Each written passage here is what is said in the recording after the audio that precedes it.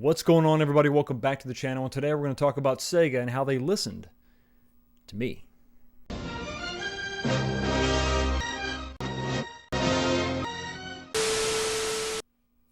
All right, everybody, let's get into it. Let's set the stage. Let's provide a little bit of context. So on this week's show last Sunday, we talked about a couple things, a couple topics, as we always do. And one of those topics was Sega and their announcement at the Game Awards this year and how they were bringing back some of these old titles, and everybody was excited. Well, maybe not everybody, but I think the majority of gamers are excited because we like Sega, we like their properties. Much like Nintendo, Sega has some pretty valuable IP, but they really haven't capitalized on it for the most part. Sonic always gets love, sure, but some of those deep cuts just don't really get any new attention. They get re-releases from time to time. There's been great compilations on multiple systems that combine all these original Genesis games and some of the arcade classics. Even Arcade 1-Up has come out with a pseudo greatest hits of arcade classics from Sega, but Sega themselves haven't really delved back into those IPs and decided to go ahead and make sequels and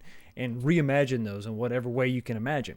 Now, there are some Sega fans out there, and then there's Sega fans like me. I have several Sega arcade games. It's really something that I didn't think about a lot as I was gathering up my collection, but I gravitate towards the Sega games. Some of the greatest arcade games out there are actually from Sega. And of course, Sega was a part of my childhood. I had the NES. That was my first game console. But then as I entered my rebellious stage, my teenage years, my preteen years, I decided to go ahead and go with the Sega Genesis, and that was the game system that got the most play. That's the one that I actually had in my room. It was just mine. I didn't have to share it with anybody else. Later on, I moved on to the Saturn and then eventually switched to PlayStation. And then when I was waiting for the PS2 to come out, the Dreamcast was my go-to, and I actually played that for a long time. I really, really dug it, and those games were some of the best out there. I can't tell you how many hours I logged on Marvel vs. Capcom 2, and I really got into not Madden, but 2K. I think it was 2K or 2K1, NFL 2K1 that I played and had a ball with. Love that system. And some of those games are just great, and they're really, really classic. So some of the games that we talked about, there was like 5 announced. It was Crazy Taxi, and it was Golden Axe, and it was Streets of Rage. And Streets of Rage was kind of weird because they just had 4 come out, and 5 looks like it may be a bit of a departure. But we thought maybe that was it. And I was making suggestions, and one of those suggestions was an oddball choice.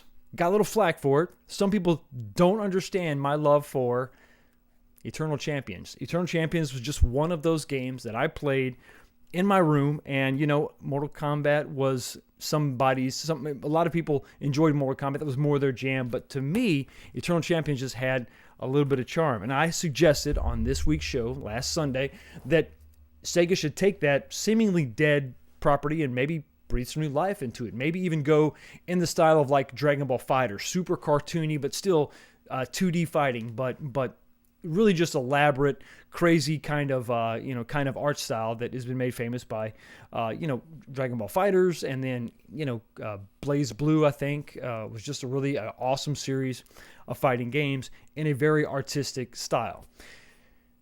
Well, I gotta say, Sega, you made me happy. So looking at let's go ahead and take a look at some leaks that was actually posted. Now, this first one we're going to talk about actually was posted to Twitter by Gametsu. This was a leak that details some new trademarks that Sega has released or filed for. So the filing actually took place, according to this tweet. I'm going to bring this up now. Sega filed for the following 4 trademarks on December 6th in Japan, which were made public today. Today being December 13th. This video is being filmed on December 14th. And those 4 games are those 4 trademarks are Altered Beast, Jet Set Radio, Kid Chameleon, and look at that. Would you look at that? Eternal Champions. Now, some people would say, Fox, what are you, delusional? Do you really think that Sega, this massive video game company, actually paid attention to a YouTube channel like yours with a minuscule following? And do you think that you could be credited as the sole reason why they decided to breathe new life into Eternal Champions? And to that I say, of course. Of course they did. I mean, why wouldn't they? I mean, sure, They technically did it on the 6th, which was before the date that I actually posted the video on Sunday, which was, what was that, the 10th. So yes, technically it did happen before I posted my video, but I know they know my heart. They knew that I was going to make that video, and of course, they decided to file that as one of the new trademarks, and I couldn't be more excited. This is something, like I said, it's kind of a dead franchise. It only had 2 games. The second one came out on Sega CD, I believe, and it didn't really do much. It didn't really get a lot of acclaim.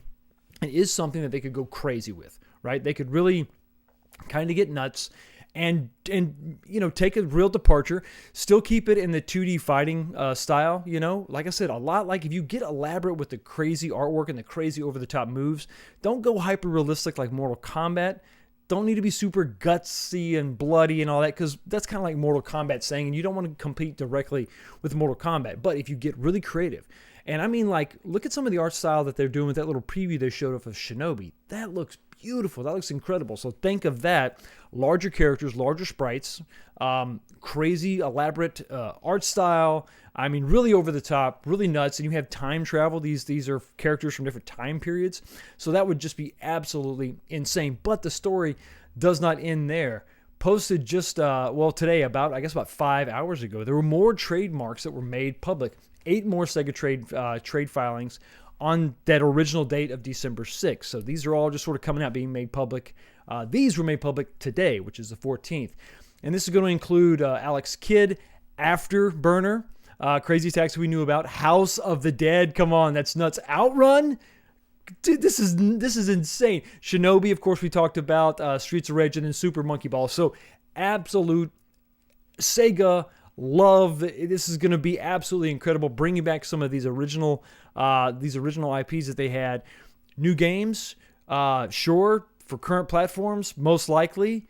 Is it possible that they could partner with Arcade 1-Up and bring some of these, these titles to an Arcade 1-Up form factor? Or maybe, just maybe, is Sega going to do what Arcade 1-Up couldn't and actually make 3/4 scale or even full-size recreations of these arcade cabinets? I think that they know that there is an appetite for this form factor. Arcade 1-Up's been going strong for years. These things exist in 3/4 scale, in XL version, which I don't know exactly what quarter scale that is. I think that's more like 7/8 maybe. I have no idea. All the way down to like the New Wave toys that are 1/6 scale, and even the quarter scale, that we've seen from Numskull. So I think that the possibilities are endless, but no matter how we get this, I'm glad we're getting it. So yes, America, the world, rejoice in what Sega has done, and also take a little time to thank me for, Eternal Champions. Anyway, thank you so much for stopping by and checking out the channel. You all have a blessed day, and I'll see all of you next time.